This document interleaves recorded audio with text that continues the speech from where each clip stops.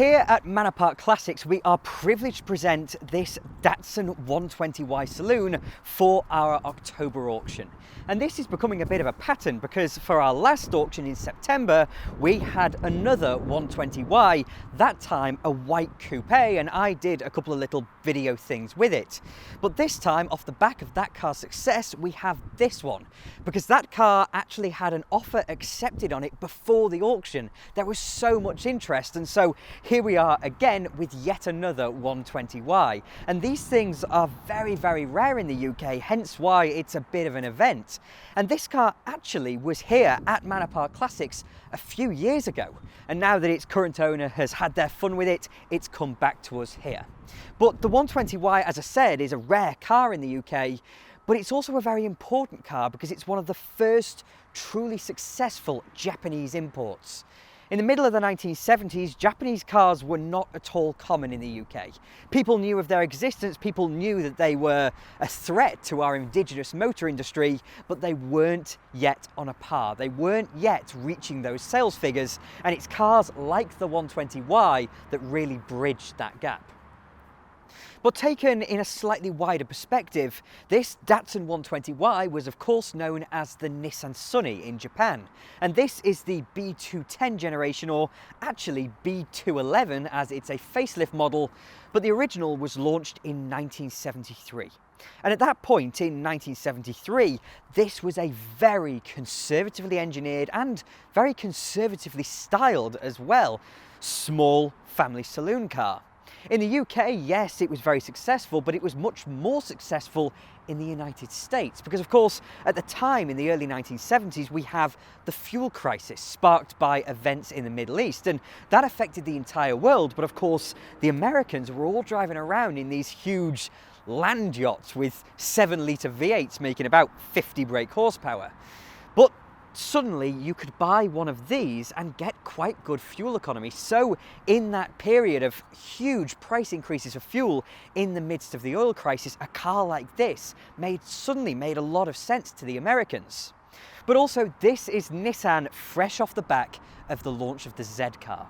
The original 240Z, or Fairlady of course as it was in Japan, launching in 1969. And here in the UK, the 240Z didn't really register. People knew it existed, but they were not popular. They didn't really exist. Whereas in the United States, suddenly Nissan, or Datsun as of course they were known, suddenly started infiltrating that sports car market, which at the time was dominated by British manufacturers.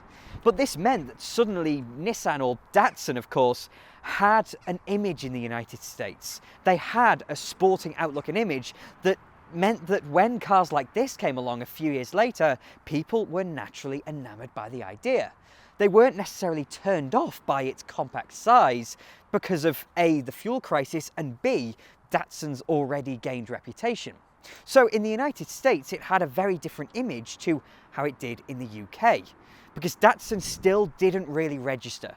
And in Europe, we were all driving around in the likes of Minis and Ford Escorts and, Renault 16s if you want to get a little bit bigger and a little bit, more quirky mechanically.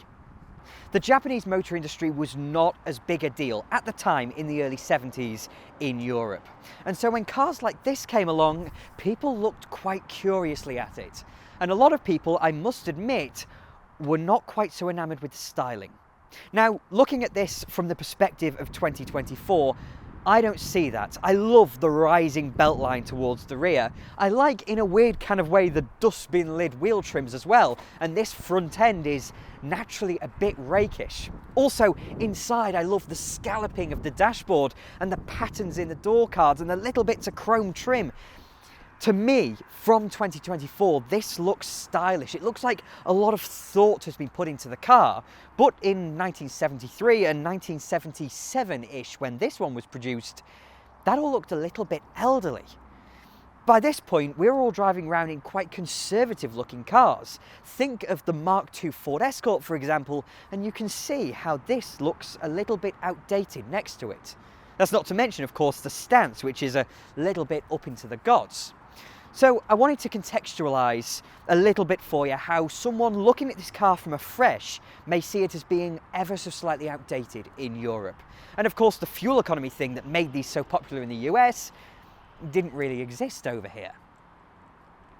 So why did people in Britain start buying these cars? Well, as I said, of course, this is a car that really put Nissan on the map in a sense. Later down the line, we would see British-built Nissans, like the Bluebird, for example, in the mid-1980s, really take them up another notch. But this was kind of the initial entry. This was the first foray into British and European market success. And the reason is that they built them quite well. British cars of the 1970s are not exactly known for their reliability, and while they are also known for their rust, so are these. They don't exactly fare well in British winters, but on a British winter's morning when your British car may not necessarily have started or may have started to fall apart, one of these was slightly more likely to work. So in the US, this is perceived as an economy car, something to tackle the oil crisis with, the pedigree of which is built up by the success of the 240Z. Yet in Britain, this is instead viewed as a quality car. And I just find it so interesting how the same car can exist in two very different environments and have very different associations attached to it as a result. I just find that so interesting. But from an engineering perspective, this car is very, very simple mechanically. Yes, it gave birth to the S10 Nissan Silvia, of course a name with which especially people of my age associate with the golden era of Japanese performance cars. But back in the 1970s, compared to what was starting to come out of Europe, the new generation of front drive super minis, new suspension setups, etc., this was very, very conservative. For something that was just entering the UK market, it was aping Ford in a number of ways, with struts up front and a leaf-sprung live axle at the rear. Now, Ford, of course, in this period were very, very successful in the UK, and nobody would dare criticise their suspension setups, but as someone viewing this car from afresh in the mid-1970s, they may have viewed this as a little step backwards, as a little piece of history that was still just about clinging on to life, albeit clothed in this brand new body. Potentially elderly as well with the engines, because Nissan in the 1950s was rather built by BMC and Austin technology. In order to build themselves up following the Second World War, Nissan licensed a number of bits of Austin technology, produced Austin cars and Austin engines, and that means that this Nissan A engine under the bonnet of this is actually a development of the BMC B series engine. That's the engine that in period, in terms of family cars, you'd find in, I don't know, an Austin 1800, maybe not quite by this point, so a Princess, you'd find that engine in. You'd find that engine in a Morris Marina. Of course, you'd find that engine in an MGB from a more sporting perspective.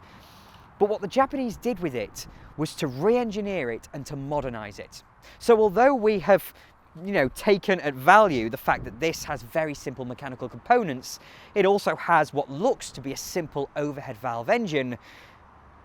But unlike what British Leyland by this point were pumping out, it has 8 ports. It has an aluminium cylinder head, and so it produces over 60 brake horsepower despite being 1100 and something cc. That's far smaller than the 1800cc B-Series engine we were seeing, and because they were produced in Japan, they were produced to a higher quality and therefore were more reliable. So this car, from many perspectives, is compact, fuel efficient.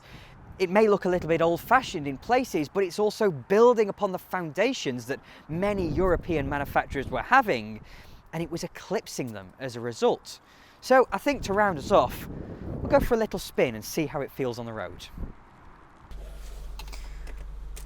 So while the car is just briefly idling away, it's just warming up slightly, just taking off the choke a little bit, I just want to mention the interior again. I just want to go back to some of the stylistic things I mentioned earlier, because compared to a lot of European cars of the time, especially British cars, or at least the cars that were very popular in Britain, there is more to the styling of this car. It's not just a quality thing, and yes, some people may have viewed it as being slightly old-fashioned in just a few ways, but you know, from the perspective of sitting here now, there is so much more going on in the interior of this car. So in the likes of an Escort, for example, it's all very austere. It's all very simple. It's very conservative. And of course, a lot of people liked that. You know, being conservative, you know, also means that you don't offend anyone. It means that everybody is quite happy with it as it is. And so I understand why a lot of manufacturers did that, but not only with the scalloped appearance, but also the two-tone colouring with the little Datsun indicator there. It looks as though it's where the clock should be. There's a clock in the instrument binnacle as well. I imagine that might have been a rev counter and they might have moved the clock over here. But we've got a push-button radio and we've got a 2-speed fan as well that's blowing all kinds of stuff out of the heater system at me.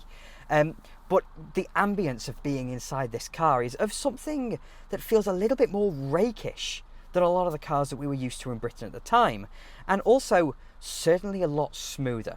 So I've just started this car up and I'll just get rid of the choke entirely now, and that engine just hums away so silently. In the vast majority of cars of this kind of size, this kind of price, this kind of class from the same time, you have really clattery old engines, and fundamentally it's not a modern engine. It's still overhead valve. Yes, it has its aluminium cylinder head, but it's still an overhead valve construction, and yet it's so nicely ticking over. And already all the controls of this car feel light, they feel direct. And so we go for a little bit of a drive. This car doesn't have power steering or anything, and I've got this window open. And the car is cold, it's not being run very far at all, but it's all just so smooth and so easy. In a manner that most cars were not. Now, I've driven a few cars of this period that do feel very, very refined. Mainstream cars, I mean. The BMC 1800, which I did mention, of course, replaced by the Princess, feels fantastic. This is a size much smaller than that, though. And in terms of the kind of Escorts and the Marinas that were around in this kind of era, and the Cortinas, of course, as well, this just feels so easy. It feels so comfortable. The pedals, for example, are in the perfect position. The steering wheel, yes, it's quite large, but it is right in front of me. It's at the correct angle as well for me. And the steering is just so light. And yes, it is quite accurate. But this car, from just a driving around perspective, feels like an absolute joy. Now, of course, it's not a performance machine. Not at all. But it does have that nice power output from that A engine, B series kind of development. But it just all feels so easy. It feels so nice.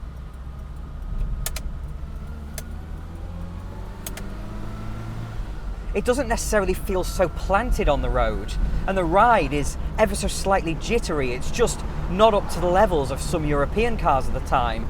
But if I just put up this window, the general refinement of the body shell is just fantastic. It's so light and easy. I feel like I've said that about 6 times now, but that's the overwhelming view of this car, is just how nice it is. Easy.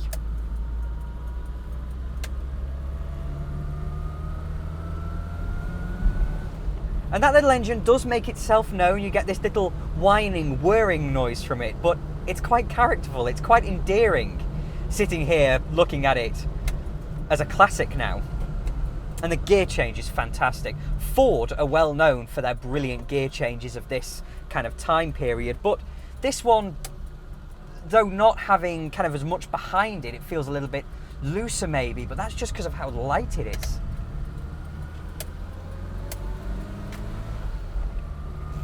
It's just so easy.